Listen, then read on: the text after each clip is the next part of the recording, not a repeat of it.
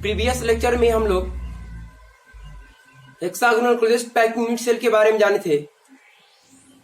उसके बाद आप लोगों को आयनिक कंपाउंड का स्ट्रक्चर बता रहे थे, तो उसमें रॉक साल्ट जो होता है जिसको कॉमन सॉल्ट बोलते हैं, उसके स्ट्रक्चर के बारे में बताए हुए थे।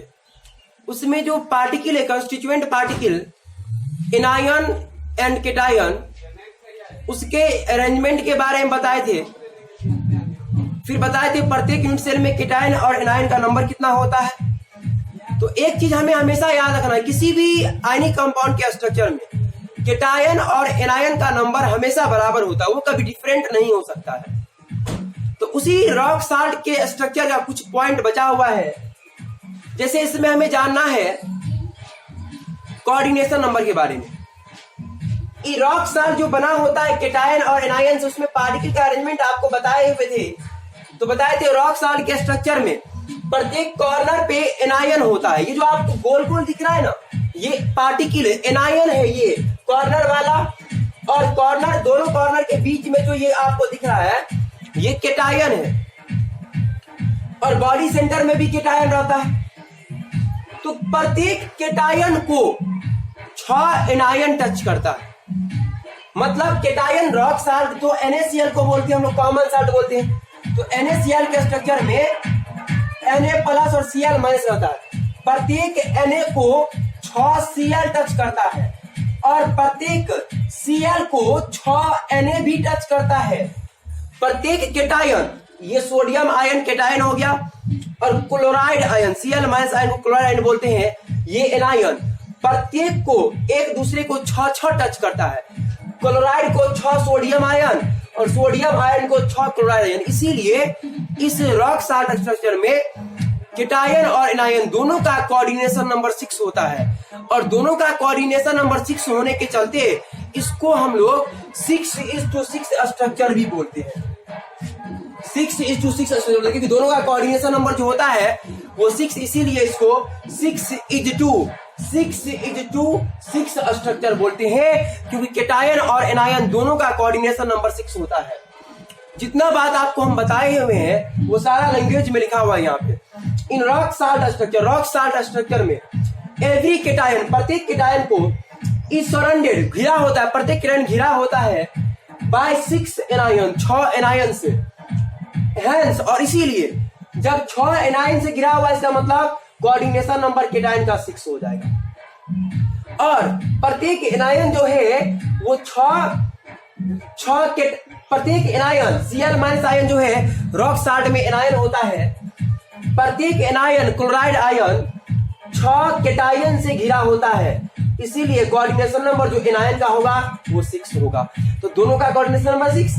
इन rock salt structure cation as well as anion having coordination number 6, coordination number 6 and hence, और इसीलिए this structure is also known as, और इसीलिए ये स्ट्रक्चर और भी जाना जाता है 6:6 स्ट्रक्चर। 6:6 स्ट्रक्चर जाना जाता है क्योंकि दोनों का कोऑर्डिनेशन नंबर 6 होता है। आपको याद रखना है कि रॉक साल्ट स्ट्रक्चर में केटायन का भी कोऑर्डिनेशन नंबर 6 और एनायन का भी कोऑर्डिनेशन नंबर 6, और इसीलिए रॉक साल्ट स्ट्रक्चर को 6:6 स्ट्रक्चर बोलते हैं। अब इसी रॉक साल्ट का एक इंपॉर्टेंट पॉइंट है, न्यूमेरिकल सभी यहां से बनता है। जैसे मान लेते हैं केटायन हम लोग पॉजिटिव चार्ज वाले को बोलते हैं। केटायन का radius R+ is the radius of cation. जिसपे प्लस चार्ज रहे उसको बोलेंगे केटायन, और जिसपे माइनस चार्ज रहे उसको बोलेंगे एनायन। तो केटायन का रेडियस R+ मान लेते हैं, और R- जो है वो एनायन का रेडियस मानते हैं। R- is the radius of anion. अब इस दोनों में रिलेशन निकालना है हमें। कैसे निकालेंगे? तो ये केटायन जो है वो कॉर्नर पे होता है, एनायन कॉर्नर पे और केटायन बीच में। और ये जो आयन है वो जस्ट लाइक समझ लिए बॉल की तरह होता है। बॉल जैसे फुटबॉल समझ लिए, या कोई गेंद बॉल जो होता है क्रिकेट बॉल, ऐसा समझ लीजिए आप। तो ये कॉर्नर का बॉल इस तरह से रहता है। एक्चुअल में बॉल का जो बीच वाला पॉइंट आयन, वैसे बॉल आयन के शेप का होता है या एटम के शेप का। तो जो बीच वाला जो पॉइंट होगा, जिसको न्यूक्लियस या सेंटर बोल सकते हैं, वो इसका कॉर्नर हो जाता है। और हम जानते हैं अगर गोला जैसे एटम का शेप या आयन का हो गया, बॉल जैसे, तो यहां से 20 से यहां तक का दूरी रेडियस कहलाता है। तो कॉर्नर पे जो एनायन है माइनस चार्ज वाला, उसका रेडियस r माइनस मान लेते हैं, और बीच में जो केटायन है उसका रेडियस r प्लस माने हैं। तो यहां से यहां का दूरी r प्लस और यहां से यहां का दूरी भी r प्लस। तो देखिए, और ये किनारा हो गया घन का, ट्यूब का।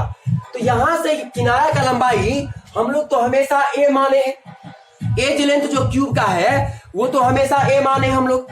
तो यहाँ पे रिलेशन क्या हो जाएगा देखिए, तो अगर ये दूरी की बात करें, ये प्लस ये प्लस ये प्लस ये सब को इतना जोड़िए, प्लस इतना प्लस इतना प्लस इतना बराबर ये निकल जाएगा, और ये दूरी तो a होगा, क्योंकि क्यूब में जितना भी एज होता है उसका लंबाई बराबर होता है। तो यहाँ पे फ्रॉम फिगर से ये पूरा जोड़िए, r minus r plus r minus बराबर a के बराबर होगा। तो इसमें देखिए, ये r प्लस तो 2r प्लस और r माइनस तो 2r माइनस, दोनों में 2 कॉमन ले लिए, तो क्या हो गया 2r प्लस और प्लस r माइनस बराबर 1। यहां से 2r प्लस और 2r माइनस, इसलिए 2 कॉमन ले लिए, तो ये r प्लस r माइनस बराबर क्या होगा, 2 गुना में है, बराबर के इधर ले जाएंगे तो बट्टे हो जाएगा। तो r प्लस और r माइनस बराबर a/2।